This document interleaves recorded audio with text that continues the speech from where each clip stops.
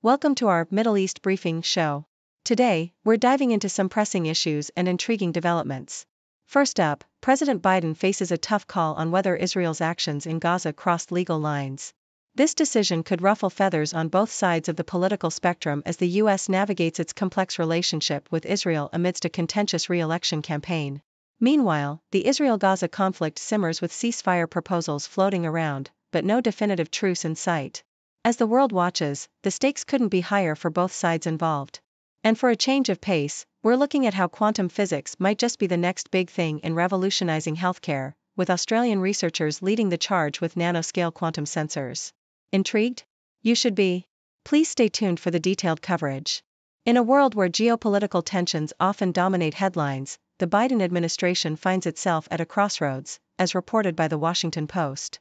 With the ongoing conflict in Gaza capturing the world's attention, President Biden is faced with a daunting decision, determining whether Israel has violated U.S. or international law in its actions against Gaza. This assessment is not just a matter of legal scrutiny but carries significant political weight. A finding against Israel could lead to increased calls for the suspension of American military aid, a prospect that has conservatives up in arms and could alienate centrist political donors and many voters as Biden gears up for a challenging re-election campaign. Yet, ignoring the conflict's civilian toll could alienate liberals, showcasing the tightrope the Biden administration must walk in this volatile situation. Politicians from both sides of the aisle are watching closely, aware of the potential fallout, regardless of the outcome. Meanwhile, as the Washington Post highlights the political implications in the U.S., the situation on the ground in Gaza continues to evolve rapidly. According to Yahoo US, just hours after Hamas announced its agreement to a ceasefire proposal brokered by Egypt and Qatar, the Israeli army launched attacks on Hamas facilities in the city of Rafah. This move came after Israel's war cabinet decided to continue its military operations in Rafah, aiming to increase pressure on Hamas and achieve Israel's war objectives. This development underscores the fragile nature of peace efforts in the region and the challenges mediators face in bringing both sides to the negotiating table. The complexity of the situation is further reflected in the coverage by various UK newspapers, as noted by Yahoo US. Headlines such as "No truce yet" in Gaza dominate, with reports indicating that despite Hamas's acceptance of a ceasefire, no agreement has been reached. The Guardian highlights Israeli airstrikes in Rafah, even as calls for a ceasefire mount. The Telegraph suggests that Israel views the ceasefire proposals as a ruse, intended to portray Israel as the party refusing to agree to peace. This narrative of skepticism and mistrust is a common thread in the ongoing conflict, making any resolution seem increasingly distant. Beyond the immediate conflict, the coverage also touches on broader societal issues. For instance, data from Lloyds Bank, as reported by The Telegraph, reveals that social media platforms like Facebook and Instagram are implicated in a significant number of crimes, highlighting the darker side of our digital lives. The Mail brings attention to an anti-Semitism row within the Green Party, indicating the broader conversations around race and identity that continue to permeate political discourse. On a different note, the Express's prediction of a house price boom in the UK and the FT's report on global trade growth offer a glimpse into the economic trends shaping our world. Meanwhile, stories of medical challenges, such as the misdiagnosis of a brain tumor in a schoolgirl reported by the Metro, and the potential for early identification and treatment of Alzheimer's as covered by the Eye, remind us of the human element that often gets lost in the shuffle of political and economic news. In a lighter vein, the Star's report on ginger tomcats and their purported bad attitude, inherited from Vikings, offers a humorous respite from the otherwise heavy news cycle, showcasing the diverse range of stories that capture the public's attention. Together, these articles paint a picture of a world grappling with complex challenges, from geopolitical conflicts and political maneuvering to social issues and the quest for medical advances. Amidst this complexity, the Biden administration's decisions, the ongoing conflict in Gaza, and the broader societal issues underscore the interconnected nature of our global society, where the outcomes of political decisions can have far-reaching implications beyond their immediate context. In an era where the realms of science and technology are constantly evolving, the potential of quantum physics is capturing the imagination of researchers and enthusiasts alike. According to a fascinating report by the BBC, researchers at Australia's National Science Agency, CSIRO, are at the forefront of this revolution with their development of nanoscale quantum sensors. These sensors, made from minuscule slivers of diamonds, are not just a marvel of engineering, being 1,000 times finer than a human hair, but they also possess the extraordinary ability to detect and measure the tiny magnetic fields generated by iron in the body. This breakthrough technology could usher in a new era of healthcare diagnostics, offering more accurate measurements of iron levels in the body and potentially developing an early warning system for diseases by monitoring specific hormones or proteins that may indicate cancer or other conditions. The implications of quantum mechanics extend far beyond healthcare, promising to solve complex problems and expand our understanding of the universe at an unprecedented pace. Quantum computing, a particularly exciting branch of quantum technology, is expected to revolutionize drug discovery, climate modeling, and cybersecurity, among other fields. This global trend sees countries like Britain, China, and the US exploring the potential applications of quantum mechanics, highlighting the international race to harness this groundbreaking technology.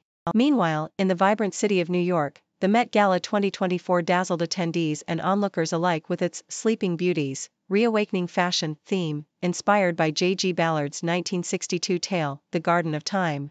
The Independent provided live updates from this prestigious event, held at the Metropolitan Museum of Art, where the Costume Institute's spring exhibit showcased 250 pieces from its permanent collection. These pieces, some dating back to the Elizabethan period, were reimagined through CGI, light projections, soundscaping, and video animation, breathing new life into fragile designs that can never be worn again. The star-studded evening was co-chaired by luminaries such as Zendaya, Chris Hemsworth, Jennifer Lopez, and Bad Bunny, with red carpet hosts including Lala Anthony, Gwendolyn Christie, and Ashley Graham, alongside special correspondent Emma Chamberlain. The event attracted a galaxy of celebrities, from Rihanna and A$AP Rocky to Kendall Jenner and Uma Thurman, making it a night to remember. The gala was not just a celebration of fashion but also a testament to the power of creativity and technology to reimagine and preserve our cultural heritage. However, the glitz and glamour of the Met Gala were juxtaposed with a more somber scene unfolding nearby. Hundreds of pro-Palestinian protesters gathered close to the event venue, as reported by The Independent, to draw attention to their cause. Marching down Madison Avenue, they carried Palestinian flags and chanted slogans, making their voices heard amidst the festivities. The New York Police Department ramped up security for the gala, and there were reports of arrests, highlighting the stark contrast between the worlds of high fashion and political activism. These diverse stories, from the cutting-edge advancements in quantum physics to the opulence of the Met Gala and the passionate demonstrations of pro-Palestinian protesters, illustrate the multifaceted nature of our world. They showcase humanity's relentless pursuit of innovation, beauty, and justice, reflecting the complexities and contradictions that define our time. As we stand on the brink of a quantum revolution that could fundamentally alter our way of life, we are reminded of the power of human creativity and the importance of staying engaged with the pressing issues that shape our global community. In a world that seems to be constantly in flux, from political arenas to cultural platforms, there's never a dull moment. Take, for instance, the recent announcement by Bernie Sanders, the 82-year-old progressive U.S. senator, who has thrown his hat into the ring for re-election, as reported by Al Jazeera. Sanders, a figure who has never shied away from expressing his views, especially on international matters such as Israel's military campaign in Gaza, is motivated by a landscape where the possibility of Donald Trump securing a second term as president looms large. The veteran senator, known for his democratic socialist stance, is not just a political figure but a symbol of persistence and resilience in the face of an ageist critique, with a poll in February revealing a staggering 86% of Americans believe President Joe Biden, 81, is too old for the job.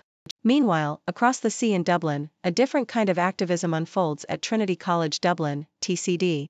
The BBC reports that student protesters have set up a Gaza camp on campus, demanding the university sever all business and academic ties with Israel amidst the ongoing conflict in Gaza. This move by the students, which TCD describes as a partial victory, has led to the university announcing its solidarity with the protesters and initiating a process to divest from companies involved in the occupied Palestinian territory. This story is not just about a protest, it's a narrative of young voices demanding change, showcasing the power of collective action and the importance of institutions listening to their constituents. On a lighter note, the Australian Broadcasting Corporation brings us the intriguing tale of Australia's participation in the Eurovision Song Contest. Despite geographical discrepancies and calls for its exclusion, Australia has been a part of this iconic cultural event since 2015, initially invited as a wildcard entry. This year, the duo Electric Fields will represent the country with their song One Milk Ollie, One Blood, a testament to the universal language of music and its ability to transcend borders. The inclusion of Australia in a predominantly European contest speaks volumes about the evolving nature of cultural exchanges and the breaking down of traditional boundaries. These stories, from Bernie Sanders' re-election campaign to student activism in Dublin and Australia's Eurovision journey, encapsulate the diverse ways in which people are making their voices heard and striving for change. Whether it's through the ballot box, peaceful protest, or the international stage of music, these narratives remind us of the power of persistence, the importance of standing up for what one believes in, and the unifying force of art and culture. In a world that often seems divided, these moments of unity, activism, and participation highlight the common threads that bind us together, pushing us towards a future where dialogue, understanding, and inclusivity prevail. In a dynamic turn of events, Israel is set to continue its offensive on Rafah even as it engages in negotiations for a potential ceasefire agreement. The heart of the matter involves a Qatari-Egyptian ceasefire proposal, which has garnered the approval of Hamas. Israel, on its part, has consented to dispatch mediators for negotiation talks. This proposed deal, which Israel endorsed last week, outlines a three-stage ceasefire and hostage release plan. Initially, it will see the liberation of 33 hostages and the allowance for Palestinians to return to their abodes. The subsequent stages, though less detailed, promise the release of all remaining hostages and prisoners, alongside the kickstart of a 5-year reconstruction blueprint for Gaza. However, Israel's agreement to these latter stages is pending, attributed to varying interpretations of sustainable calm. Israel is in favor of a temporary ceasefire, contrasting Hamas's preference for a permanent solution. Amid these negotiations, U.S. officials have issued a caution to Qatar, urging preparedness to expel Hamas from its territory should it hinder the fruition of the deal. Thank you for tuning in. The content above showcases the latest briefing reports and analytical synopses, thoughtfully curated by the 6Do team. These insights stem from a wide array of reputable media outlets, think tanks, government sources, and specialized experts worldwide. We encourage you to explore these sources for a comprehensive perspective. Keep in mind that while the content may not always align with the official standpoint of 6Do Brief, it's not meant to be taken as absolute directives for decision-making. Comprising seasoned media professionals, learned scholars, and accomplished scientists, the 6Do team embodies a trailblazing, fully independent media entity. To customize 6Do Brief to meet your professional needs, you have the option to subscribe to a diverse array of briefings on our website, 6dobrief.com. Regardless of your location, you can conveniently receive 6Do Brief via email.